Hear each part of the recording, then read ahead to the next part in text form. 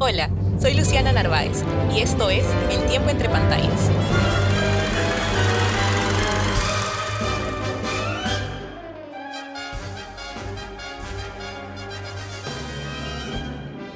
Bienvenidos a un nuevo episodio del Tiempo Entre Pantallas. Hoy tenemos el honor de conversar con Eduardo Mendoza, el talentoso director detrás de películas como El Evangelio de la Carne y La Hora Final. En esta ocasión, nos adentraremos en el mundo de tres íconos del cine que surgieron en Sundance: Quentin Tarantino, Paul Thomas Anderson y David Fincher. Hablaremos de sus estilos únicos, lo que los hace inolvidables y cómo han influido en el panorama cinematográfico mundial.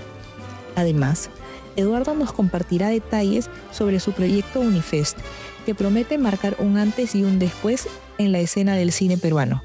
Prepárense para un episodio lleno de inspiración y mucho cine.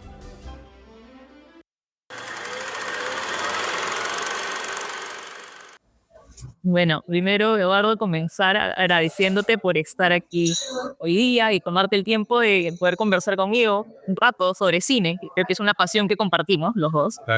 Nada, yo feliz, pues me gusta mucho conversar en general con cinéfilos y jugar un poco en el tiempo, y todas esas conversaciones también me alimentan mucho de lado, no solo como organizador, sino también como docente. A mí me gusta empezar el programa preguntándole a las personas cuál fue la película que te enamoró del cine. A ver, te cuento, es una historia que he contado por ahí, pero a mí un poco lo que me marca, el cinematógrafo era un cineclub, Barran, y pasaban otro cine porque se veía el circuito comercial. Entonces tenían la opción de, pues, como mencionamos ahora, de ver, por ejemplo, ¿no? la ola francesa, o realín italiano, o cine independiente norteamericano de los años 70, 80, o ver películas, cosas de ese Europa Oriental. O sea, había una oferta que, por el otro lado, dentro de una cartelera que la verdad no ha cambiado mucho, y yo soy chico hasta el día de hoy, no una cartelera que gira en torno un poco a los blockbusters griegos, era un respiro, ¿no? En mi caso, yo iba porque mi padre, y de ahí seguramente vendrá pues esta pasión y este amor por el cine y por el fútbol. Y entonces, si bien ese era muy chico, Luis, ¿verdad? Chico, 11, 12 años, así hasta los 16, necesito unos 5 años, pero sí me impresionaba el fuerza, el poder de las imágenes, la capacidad de envolverte en otro mundo, ¿no? Ya tenía esta como suerte de rituales, con el cual iba con mi papá normalmente, pues eso siempre los domingos, a veces habíamos una, dos películas, y quiero haber contado esto cuando terminaba la sesión. Le da mucha vergüenza. Mi papá se paraba una salita de 40 personas, salía, chiparaba, volteaba la suerte que estaba y decía: hola, ¿qué tal? No sé si me llama Eduardo Mendoza, y quiero invitarlos a los que se quieran quedar a conversar de la película. A veces se quedaban 3, 4 personas, a veces por ahí un poquito más, a veces una, a veces nadie. Entonces, en muchos casos se da una suerte conversatoria, de mini conversatorio posterior. Bueno, ¿no? Conocíamos al administrador de cinematógrafo. Bueno, Curiosamente mencionas el cine estos años y creo que una de las cosas que lo marca quizás como tendencia mundial bien es que es el cine independiente y sobre todo en Hollywood quizás es donde nos centramos un poco más, y ahí destacan, bueno, a lo largo de los años varios directores, pero de los que vamos a conversar el día de hoy son Tarantino, Fincher y Paul Thomas Anderson. Entonces, esta idea del cine independiente en Hollywood quizás es un concepto que muchas personas no comprenden. Tú como director, ¿cómo entiendes el cine independiente? creo que es necesario contextualizar y poner, digamos, su palabra es la justa medida, o en la posición correcta y adecuada de determinado concepto. Acá tú tienes el cine que se hace a través de las ayudas de los fondos, la siguiente grafo y luego la posterior, pues que ganó Ibermedia, que es complicado, es jodido, se presenta 90, 100, 120, 140 proyectos. Yo he podido, viéndolo ganado, porque de otra manera es imposible hacerla ahora. El Evangelio de la Carne en el 2000, lo filmé en el 2011, lo gané en el 2010, y luego la hora final lo gané en el 2016, si no me equivoco, por ahí ganado. Pero me estás hablando de... Y ahora, bueno, espero... Y cuando ganó el Evangelio habían solo 5 premios, con la hora final también, creo que fueron 6. Es difícil ganar, complicado. Sí. Tienes el otro cine, digamos, orientación un poco más comercial, tipo Condero, que ha logrado mantenerse en el tiempo. Ahora, creo que dentro del cine independiente también están por ejemplo, estos directores que mencionábamos, y por ejemplo, si en Tarantino tiene esta onda más independiente, podemos ver a Fincher, que quizás su onda independiente está más inspirada en un estilo artístico. O sea, funciona dentro del sistema de estudios hasta cierto punto, ¿no? Pero tienes una película como El Club de la Lucha, que rompe todos los esquemas, pero cuenta con las superestrellas. Y luego tienes a Paul Thomas Anderson, que también opera dentro del sistema, pero es considerado quizás más como independiente por el tipo de historias y lado humano que trata. Claro, en ese caso, Fincher también, al igual que Tarantino, y bueno, por eso entiendo tu elección, ¿no? A ver, habría que ver en todo caso, creo que el poder que han ganado les permite cierta libertad. Si ahí se aplica ahí el término independiente, porque hay pocos, muy pocos, puedes poner de las generaciones de arriba a Scorsese, obviamente, y la posibilidad y de nuevo, el poder, tiempo que los respalda, de repente se apoyar proyectos más abrigados en términos de presupuestos, en términos de duración. Por eso se mandó sus 3 horas y pico, ¿no? Con The Irishman.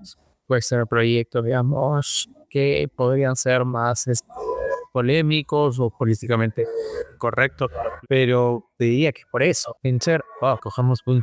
Sí, hizo el club de la pelea, pero son los productores de House of Cards, mega serie, creo que es la primera gran serie, formas ese productor y director de mí, Hunters, y por ser visto, estos dos policías LGBTI que desarrollan estos sistemas para etiquetar y tratar o predecir el comportamiento de los asesinos en serie. Está paso adelante, ¿listo? No, joder. De nuevo, ¿no? Tienes a Fincher con Seven, la película, me parece muy redonda, una película de pero muy sólida. La película que yo utilizo en los cursos o talleres de guiones. Entonces, como te digo, ahí no sé, ya Fincher, no digo que hace lo que quiere, pero para decir, oye, me da la gana de hacer esto y además vengo con Brad Pitt y además vengo que hago con tal y tal y tal. Sí, yo lean que no. Y a Tarantino hablamos de Reservoir Dogs. La gente diría muy pesada, ¿no? Es muy pesada, es algo que ni siquiera a nivel local pudo haber sido en su momento Lombardi, pero no hay nadie hoy que hay un director peruano dentro de los talentosos que hay, talentosas que hay, podría voy a hacer el proyecto y tengan la capacidad de Hacer ese despliegue. no. Señora, otro punto que considero que es interesante y que también va dentro de estas propuestas visuales y que uno tiene que tomar como director, creería yo, y que estos 3 directores que estamos hablando, y te incluye a ti también como un cuarto, es esta creación de espacios y de mundos y esta construcción. Y creo que hay algo que los destaca a ellos 3 específicamente como directores, es el nivel de detalle que son conocidos por meterle a su sex, ¿no? Al diseño de producción, a su arte. Recordaba hace unos episodios, por ejemplo, que para grabar Once Upon a Time in Hollywood, que Tarantino cerró no sé cuántas cuadras del Hollywood Boulevard y el nivel de detalle de hasta que el puesto de periódicos tenga por dentro las revistas, y no solo la portada, sino la revista de los años 70. Una locura. Una locura, es como volviendo, ¿no? Los 3 directores Fincher, los social network, ¿no? La filosofía de Facebook, por ponerte un ejemplo, como están los gemelos, uno de los dormitorios de Harvard, en la habitación, todos los libros que están atrás, seguidos, activos de derecha, tapadura, todos son los libros. Tú como director, ¿cómo ves la construcción de estos espacios? Porque tú tienes el reto también de construir o representar en tus películas, en nuestra cultura, en nuestra sociedad también. Sí, a ver, particularmente el Loro Finian es un texto histórico, social más puntual, ¿no? Del 90 al 92, que en el Casi Gallo de la Carne. Sí, lo planteo desde, por un lado, un día que Lima quería hacer una película con la ciudad de Lima como protagonista. Las historias de los mundos que yo conocía, por un lado el mundo de las barras bravas, 4 o 5 años a la trinchera norte, pasó pesada la trinchera. De hecho, mi primer trabajo en el curso de sociología fue un trabajo sobre la trinchera, hacer una barra particular, a diferencia de la barra de Salim, una barra de generación espontánea, no ligada a lo institucional. Tenía la particularidad de que venían los barrios, venía no la barra como un todo, sino venía la causa de San Borja, 40 chicos, ¿no? La cúpula de Monterrico, y tú tenías los del parque, de Arranco, los de Casada, que tenías estas barras de Ichito Barreno, San Martín de Porres, Rima, San Juan de Lurigancho, es un personaje Giovanni, de esos José Enfermo, Indoctrin, que hace su pobre servicio del sistema de salud, vinculado a la corrupción y al fondo, digamos, pues, cómo opera los agentes encubiertos de la policía y la corrupción y las orquestas ilegales. Ahí tenía el mundo de la hermandad, la fe, las jerarquías de su mundo, y ahí tenía el mundo de las barras de policía, cómo se organizaba y cómo de alguna manera también había un paralelo dentro de la cultura y la organización de Navarra Brava con la de la hermandad. Aquí no podemos tener nada que ver, pero en realidad también muchos puntos comunes. Hay un ritual, hay una caminata de subir, alistar, hay caminata de ser Y hay peregrinación. una peregrinación conjunta, hay rituales, hay imágenes, hay cánticos, muchas cosas. Entonces, un poco ahí se toma entre como siempre, el tema del presupuesto, la decisión de vamos a filmar en los lugares con los entornos y con las personas. Y yo creo que eso le da a Leval Friendly, por eso creo que un poco de pasado 10, 12 años y la gente sigue conectando con la película porque se logró algo que es complicado en el sentido de no son los extras porque que mandan los SKs. Se dice la media barras son pandilleros que saben cómo poner y cómo van y te corre sacando el estilo, ¿no? O sea, checks. Eso no lo puede decir. Y los cambistas son los cambistas amigos de Chavo, uno de los productores que fue cambista en la época de la García con la armó. Tú, ni yo, ni nadie puede mover. Los billetes de San Martín. Claro, con un nivel de riesgo importante, ¿no? La película se grabó al límite de todo.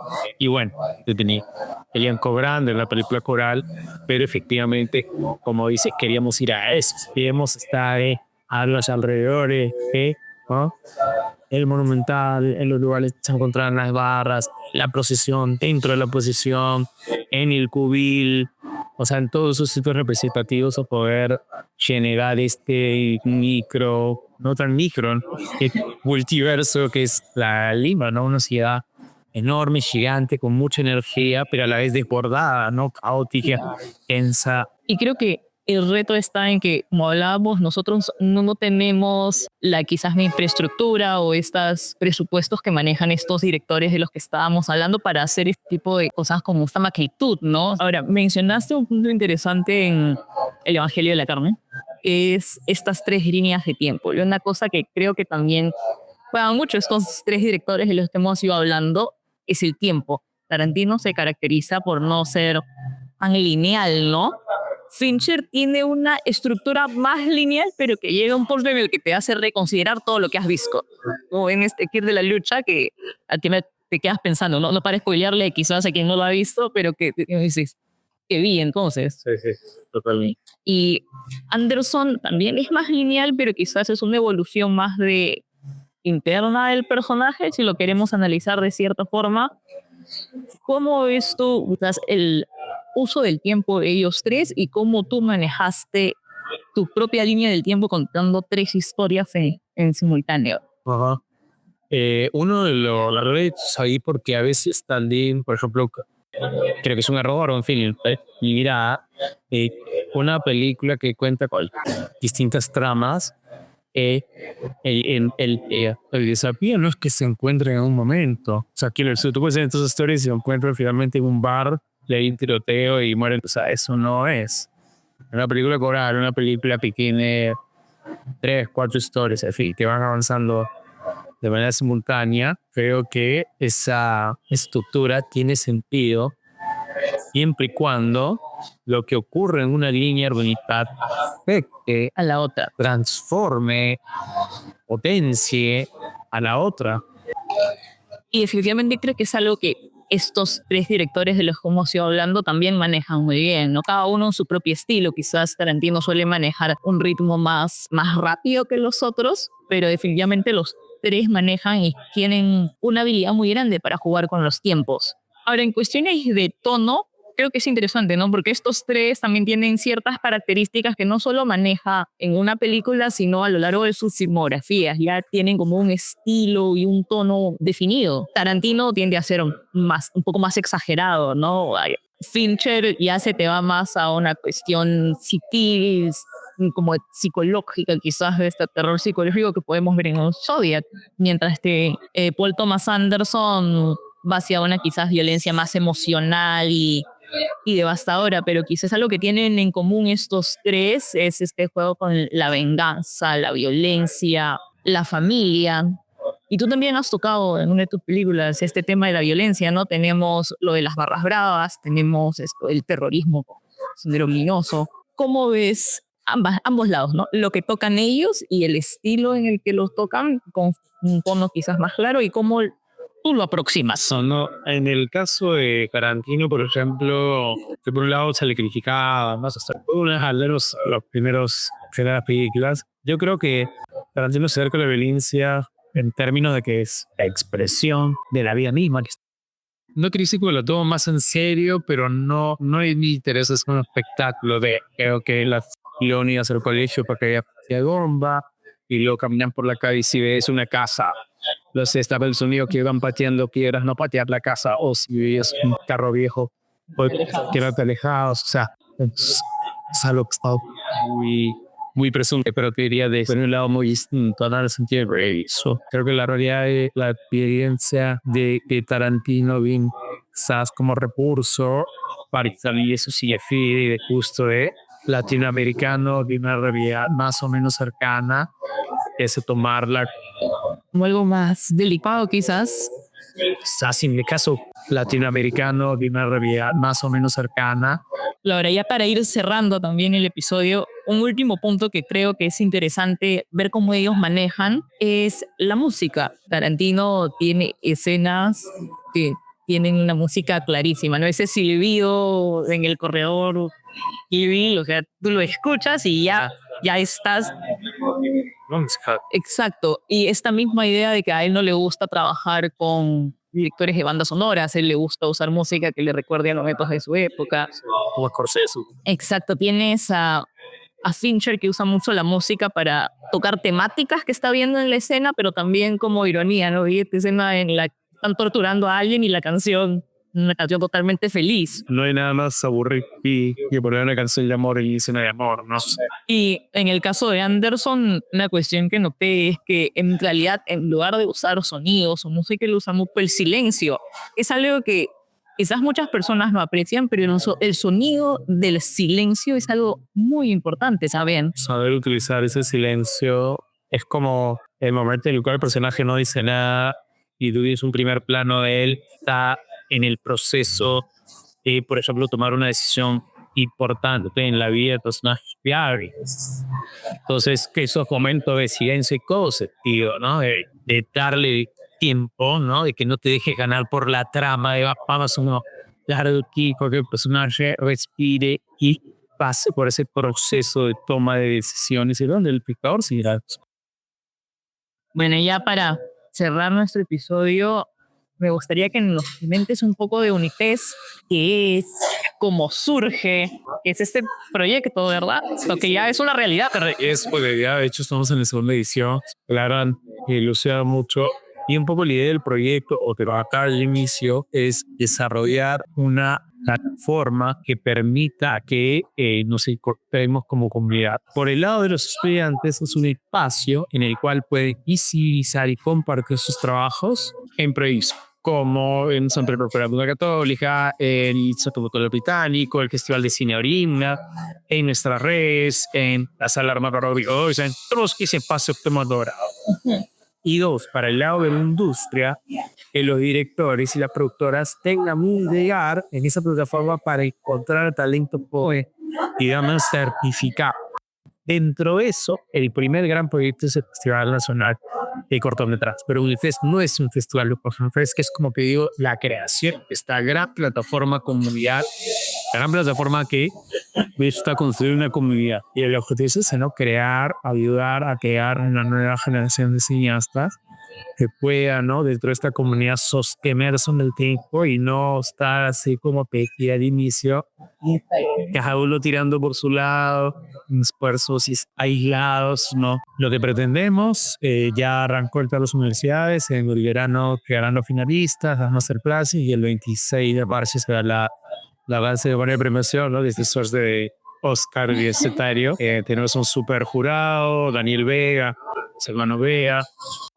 Y nada, queriendo que esto crezca, feliz también con la incorporación de las grandes universidades que nos quedan pequeñas, como la UPC, como la de Lima, ya están bien claro. Y la idea es que seguir creciendo y ahora es un alcance.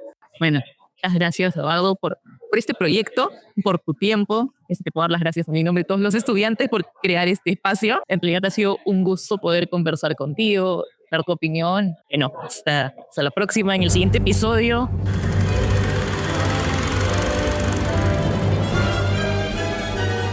Acabas de escuchar El Tiempo Entre Pantallas. Puedes encontrarnos en las plataformas de Spotify y Apple Podcast. Si quieres saber más de nosotros, puedes buscarnos en Instagram.